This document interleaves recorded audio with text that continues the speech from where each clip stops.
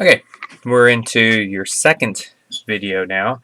We're still dealing with the three branches of government, but now we've moved over and we're going to talk about the president, the executive office of the president of the United States now. We kind of did an introduction into the executive office of the presidency, and basically when it comes to the office of the presidency of the United States, I'm going to back up just a little bit there. Article 2 is where the president of the United States is set at in the Constitution. So Article 1 is Congress. Article 2 is the presidency, the executive branch. What the Constitution basically states is that Article 2 begins with the executive power shall be vested in the President of the United States. With these words, the framers established the presidency. Now, again, when you look at our founding fathers, okay, they could have created a king type figure if they wanted to. They could have gave the president immense power. Not to say that the president does not have, but in reality, the president of the United States is very much checked and limited in what his powers of what he can and cannot, or she can and cannot do. Now, even though they are limited, they still do have an extensive amount of power. And over the years, we have seen presidents expand their power. Obama is a good example of a president that has gone beyond his powers, not necessarily beyond the constitutional powers, but he has expanded those powers. And part of that is due to the fact that you have, with how our world has changed, the technology has changed in the world. You look at how the media has evolved and throughout the world and throughout the United States. All of those different things, just the changing times, has forced the presidents to have to take on more responsibility and more duties. Plus, you have Congress. And in this case, with Obama, you have a Congress that has not done anything. And so the president has had to step up and do a lot more than what he probably should have or needed to if we would not have had such an inept Congress over the last 4 to 6 years. The executive office of the president, basically what this means is it's the umbrella agency that is in control of basically the entire executive branch. Okay, it's called the EOP. Now, it was created quite a long time ago in 1939. It was created under Franklin Roosevelt's administration. And basically that's because Roosevelt, remember, was the president that really expanded the powers not just of the presidency, but of the government as well, with all of his different agencies and different organizations because of the Great Depression and all of that. There needed to be a massive change in how our government operations were done.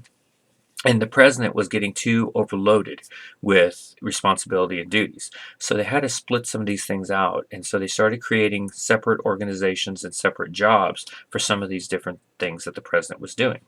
The EOP serves as the president's right arm and is staffed by the president's closest and most personal advisors then.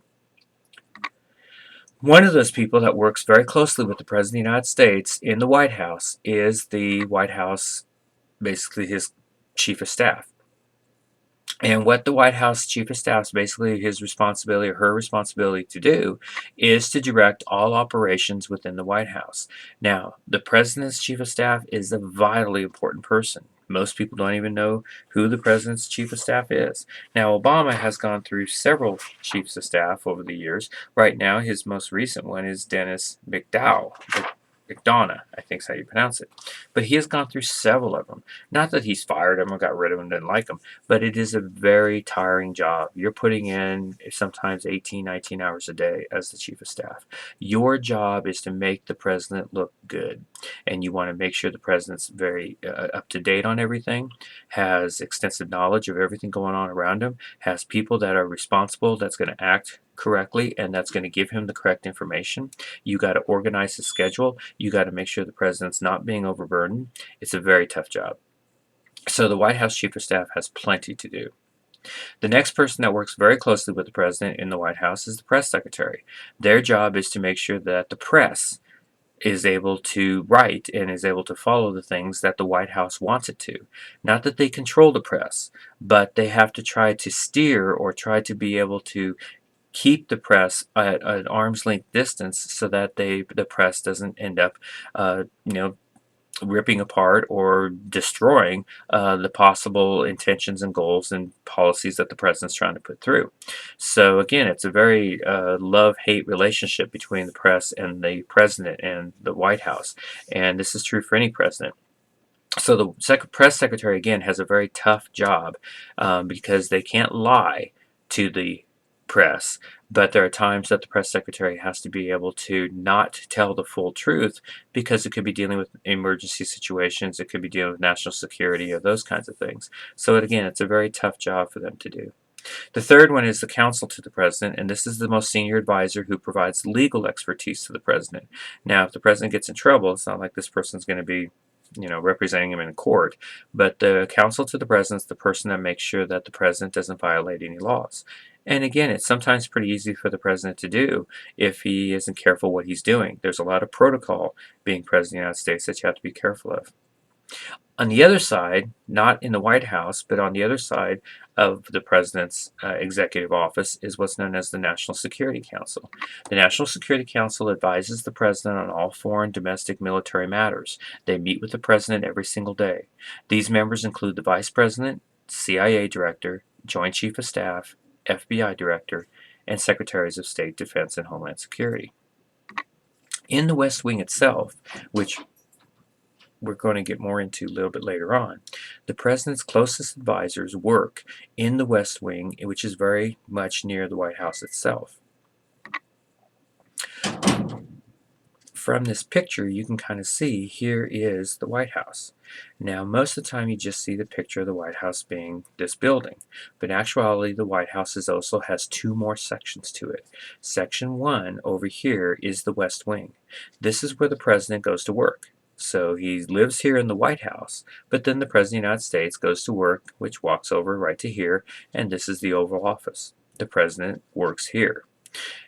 Other people that work in the White House, along with the President of the United States, as you can see, are such people as the Press Secretary, the National Security Advisor. The Vice President has an office over in the West Wing. Now, the Vice President does not live in the White House. He has his own mansion that he lives in.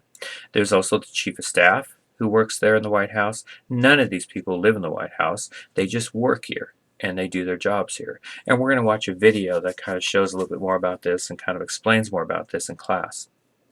Over here, you see on the East Wing, this is usually where the press will have their briefings and have their information and have the other activities that goes on in the White House, other galas and galleries and those kinds of things with it. But this is kind of the basic structure of how it's set up then. Finally, within the President's executive office is known as the executive departments, and there are 15 members that are within this group. The executive departments are often called the cabinet, and basically they are traditional units of the administration.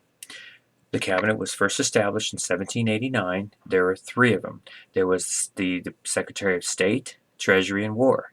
So when President Washington took over as our first president, he created or helped to create these three executive departments. And basically their job was to help him deal with, in case of state, to maintain the union of our colonies and to keep them all together so that the states wouldn't rebel and break away from each other. The state is also responsible for a foreign policy to make sure that we don't get attacked and that we get treaties and all those kinds of things. The treasurer, in this case, this was Alexander Hamilton. The Department of State was Thomas Jefferson. Treasurer Alexander Hamilton, his job is economy. His job was to create a single currency for the United States because at the time when he took over, there wasn't one. Today, of course, we do have a single currency. Thanks to Alexander Hamilton, he created it. Then you had Henry Knox, and he was the Secretary of War. His job was to maintain our military force, which again, we didn't have much of back in 1789. We were very limited in what we had as far as the military service, which were very lacking. So these three men had a huge amount of responsibility to help Washington get our country going. Each department is headed by a secretary, except for one, which is the Attorney General, who is in charge of the Department of Justice. So every other executive department person is called a secretary of their department. Secretary of Education, Secretary of Defense, but the Department of Justice, theirs is called the Attorney General, and their job is to maintain the laws of this country. Each department is made up of subunits, both of staff and line, and basically their job is to act as the policies and to implement all of the things that the president wants to have done. Today, the executive departments vary in great in terms of their size and visibility. And when we get back into class, we're going to get more in depth dealing with the executive department. We'll talk a little bit more about them, and I'll show you kind of as current as I can picture of the recent executive department under Obama's administration. So this ends the second video presentation now over the executive department.